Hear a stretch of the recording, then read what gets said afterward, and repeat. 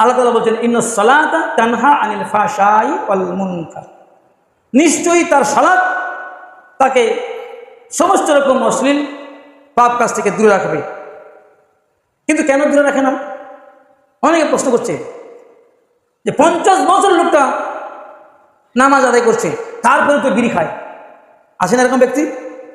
আর আমরা সবাই জানি হাদিসটা, যে ব্যক্তি একবার নেশা পান করবে 40 দিন তার সালাত কবুল হবে না। 3 শ্রেণীর মানুষ জাহান্নামে যাবে, তার মধ্যে 1 শ্রেণীর মানুষ হলো মুদমিনুল খামার, যে নিয়মিত নেশাদার দ্রব্য পান করবে।